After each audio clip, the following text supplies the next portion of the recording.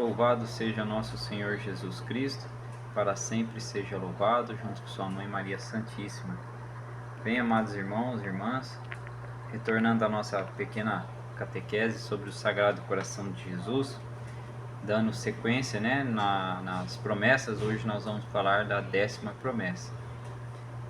Falamos na anterior a esse vídeo, a 9ª promessa, onde o Senhor faz a promessa para aqueles que adquirirem uma imagem sua como esta aqui que você está vendo, do Sagrado Coração, e fizeram a entronização nos seus lares, Agora a 10ª promessa, ele vem dizer para as pessoas que se dedicam à salvação das almas, para aqueles que querem, através do meio de um apostolado, como dizia o próprio São Francisco, que as pessoas, ao olharem para nós, que nós possamos pregar o Evangelho, ainda que não com palavras, mas apenas pelo nosso exemplo.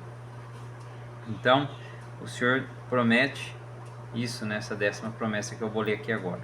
A 10ª promessa diz assim: aos que se dedicarem à salvação das almas, darei o talento de mover os corações mais empedernidos, ou seja, os corações mais endurecidos. É isso que nosso Senhor está falando nessa promessa, que aqueles que se dedicarem a salvar as almas, ele vai dar esse talento, essa moção de tirar, como diz lá a profecia, de Ezequiel, no capítulo 37, diz assim, que o Senhor dará o talento de mover, tirar o coração de pedra e colocar um coração de carne.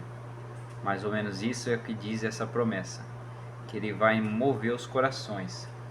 E veja, diz o padre que escreve esse manual de espiritualidade e fala sobre o sagrado, o padre Augusto Andreot, ele explica que a devoção ao Sagrado Coração de Jesus, ela também nos dá um alento, vamos dizer assim, um talento, de, ao ler as Sagradas Escrituras, claro que a gente sempre, nós não interpretamos, nós lemos ela com a luz da igreja, aquilo que a igreja já fez isso para nós, ela já interpretou.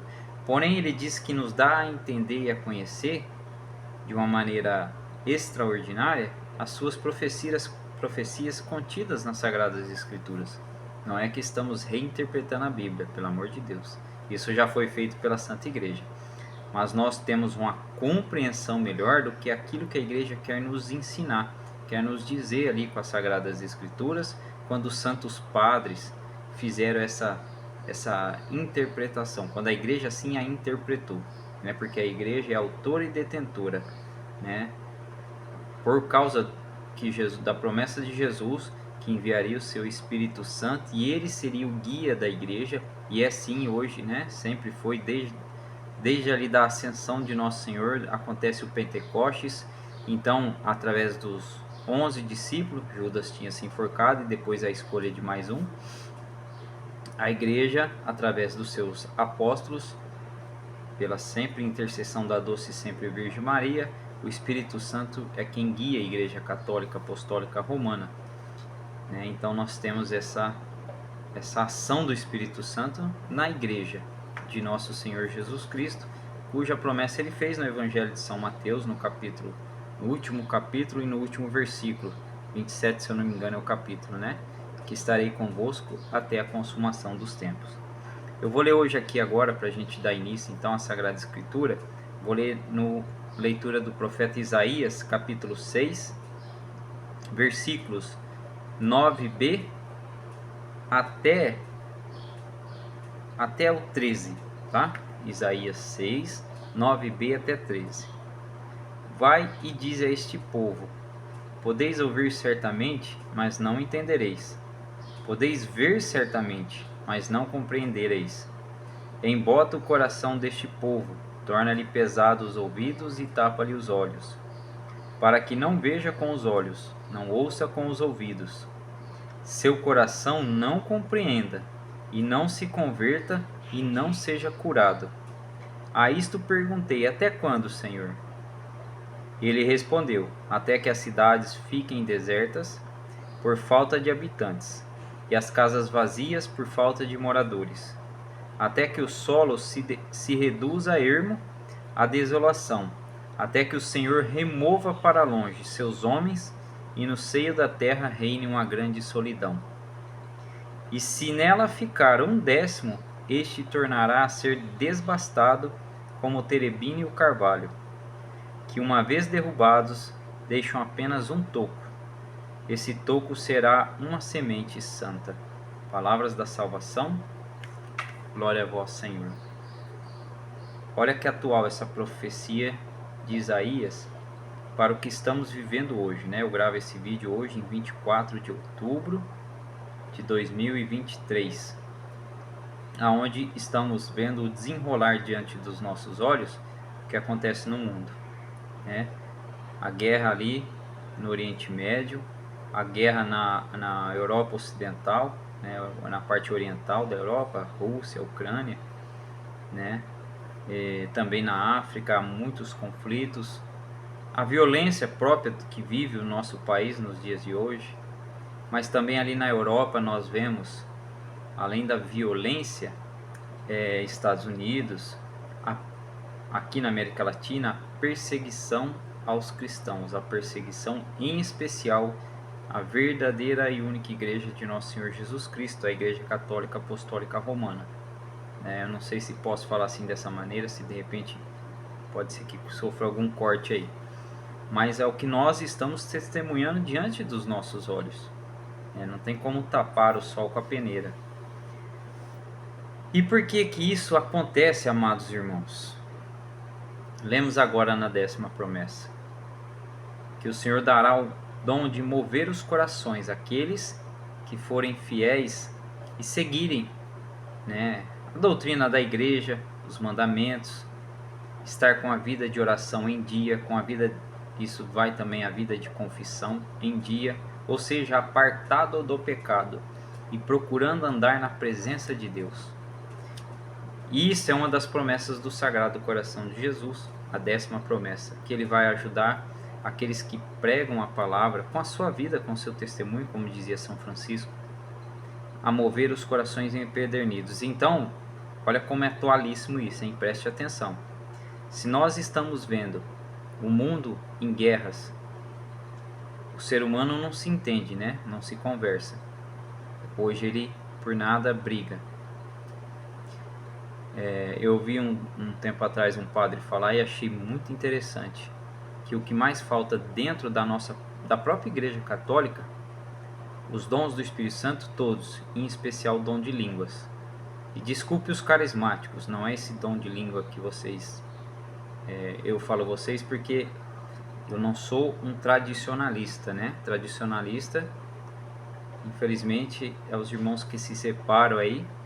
E hoje nós vivemos e temos muitos movimentos que são chamados sede-vacantistas. Rezo por vocês, amados irmãos, para que se convertam e retornem ao seio da igreja. Mas eu sou um católico apostólico romano tradicional, ou seja, a tradição de bimilenar da igreja, de mais de 2000 anos, ensinada pelos apóstolos e transmitido, né, através do Santo Padre, o Papa. E assim até hoje. Mas, sim, eu vejo, claro, não vou tampar o sol com a peneira, o que acontece dentro da Santa Mãe Igreja. É uma tristeza, né? Papa Leão XIII viu a fumaça de Satanás entrando. Papa Pio IX, Papa Pio X, depois Papa Pio XI, XII, próprio Papa Paulo VI depois, né? Disse isso pós Concílio Vaticano II, enfim, não vou entrar no mérito dessas questões que vai se prolongar muito. Isso são assuntos para teólogos e estudiosos. Eu sou apenas um leigo, devoto do Sagrado Coração de Jesus e do Imaculado Coração de Maria. E como leigo, o que eu posso, no meu entendimento, falar? Um dos dons que mais falta na igreja é o dom de línguas do Espírito Santo. Por quê? O dom de línguas também viu, irmãos carismáticos, não é só esse cantar em... Desculpa, mas eu não acho que isso é o dom de línguas, tá bom? Esse lamúrio, né, que se faz. O dom de línguas eu entendo que foi como aconteceu com São Pedro em Pentecostes, que ele falou em sua língua nativa ali, a sua língua, né, de origem, e pessoas de outras línguas o entenderam, cada um em sua língua. Como aconteceu com Santo Antônio, sendo ele né, português, nasceu em Lisboa, mas morou muito tempo ali na Itália, em Pádua, onde morreu inclusive, e um dia foi pregar num congresso na França, e pregou em italiano, e franceses e pessoas de outros países que ali estavam entenderam ele, cada um na sua língua. Isso eu entendo que é o dom de língua, tá bom? Não quero criar polêmica, apenas é aquilo que eu já estudei, tá bom? Mas, retornando, o dom de línguas que a igreja precisa é que nós católicos nos entendamos, entendeu? Não é sair falando em outras línguas, não é isso. Mas é que ao conversarmos, nós possamos nos entender. Eu entendo que isso falta muito dentro da igreja hoje. Pedir ao Espírito Santo o dom de língua, sim. Existe o dom, claro, São Paulo diz, né? De línguas inefáveis. Eu sei dessa passagem, conheço. Mas o que eu estou dizendo aqui é o dom de nós católicos nos entendermos, nos amarmos, né? Que nem falei, citei os irmãos sede vacantista. Eu amo-os e rezo para que retornem ao seio da igreja. Não gostaria de vê-los assim separados, né, da hierarquia da igreja, e que nem morressem assim, pelo amor de Deus. Morrer fora da igreja, separado da igreja católica, né? Eu sei que nós não somos obrigados a concordar com as opiniões de um e de outro, né, da hierarquia da igreja, mas nós temos que amar, respeitar e rezar por ela. Nossa Senhora, em algumas aparições, ela pede muito para que nós rezemos pelo Santo Padre, o Papa. Por que não rezar? O próprio Cristo vai dizer aqui no Evangelho, ele orou, diz assim: Pedro, Pedro, 3 vezes orei por ti, porque Satanás me pediu para te peneirar como trigo. E o nosso Senhor no Evangelho diz que orou por Pedro, ou seja, orou pelo primeiro Papa, deixando exemplo para que nós fizéssemos o mesmo pelo nosso Santo Padre, o Papa. Não vamos entrar em detalhes disso, de A, de B, de C, para não cair em ideologias. Mas se Cristo pediu e orou por São Pedro, que depois, posteriormente, o traiu por 3 vezes, o negou, na verdade, né? Traiu foi Judas, Pedro negou por 3 vezes. Por que nós não vamos orar? Somos nós maiores do que Cristo? Hein, amados irmãos? Não vamos cair com aquela parábola do Evangelho de São Lucas, se eu não me engano é o capítulo 17, do fariseu, e onde o fariseu e um publicano vai orar ao templo, e o fariseu começa a se exaltar diante de Deus, dizendo que não era como o resto dos homens, orava, jejuava, pagava o seu dízimo, e o publicano apenas batia no peito e dizia: Deus tem piedade de mim, pois sou um pecador. E Jesus responde que o fariseu foi humilhado e o publicano foi exaltado, porque aqueles que se exaltam serão humilhados e os que se humilham serão exaltados. Por favor. Então o meu apelo é: pense nisso, reflitam sobre isso, que buscamos esse dom de língua entre nós cristãos católicos, apostólicos, romanos, que lutemos pelo seio da igreja, porque veja, o próprio Senhor também nos alerta, quando chamaram ele de Beelzebul, e ele disse que se fosse pelo príncipe dos demônios que ele expulsava os demônios, ele dizia que um reino dividido não pode subsistir. E Satanás entra no seio da igreja, mas Satanás entrou para dividir a igreja, para criar divisão. A palavra diabolos, Satanás, é atravessador, é divisor. E ele está querendo nos dividir para nos deixar fracos. Mas se nos unirmos em oração, debaixo da mesma hierarquia do Santo Magistério e da tradição bimilenar dessa igreja apostólica romana, nós teremos e seremos um grande exército em oração. Como aconteceu na Batalha de Lepanto, onde o Santo Padre, o Papa, pediu que se rezasse o rosário insistentemente, constantemente. E mesmo aqueles homens no campo de batalha rezavam o rosário. E houve essa grande vitória, mesmo sendo um número menor, hein? E olha essa profecia, eu vou, para a gente não estender muito, que fala da 10ª promessa, que é mover os corações endurecidos, aqueles que lutam pelas almas. E o profeta Isaías diz: embota o coração deste povo e torna pesado o ouvido e tapa-lhe os olhos, para que não veja com os olhos e não ouça com os ouvidos, e seu coração não compreenda. e não se converta e não seja curado, porque o mundo está em guerra. É esse o meu ponto alto que o profeta Isaías fala que eu queria dizer. E olha o que o profeta pergunta: até quando, Senhor? E ele responde: até que as cidades ficam desertas por falta de habitantes, as casas vazias por falta de moradores, e até que o solo se reduza a ermo, ou seja, a desolação. O que vocês estão testemunhando com as notícias da guerra? Como estão ficando aquelas cidades, aqueles países em guerra? O que fez, o que tem feito, as pandemias, não vou entrar no mérito também da questão, né? Mas o que fez essa mortandade de pessoas? Olha as cidades que estão em guerra, os países, né? Ficando escombros, milhares de milhões de inocentes morrendo. Já não há o que diz a profecia para nós. Cidades estão ficando desertas por falta de habitantes, porque estão morrendo. O solo está reduzindo a ermo, ou seja, ficando uma desolação. Estamos a um colapso, à beira de um colapso de uma terceira guerra mundial. O próprio Apocalipse, que é atualíssima, essa profecia do Apocalipse, é uma profecia para os nossos tempos, os tempos finais.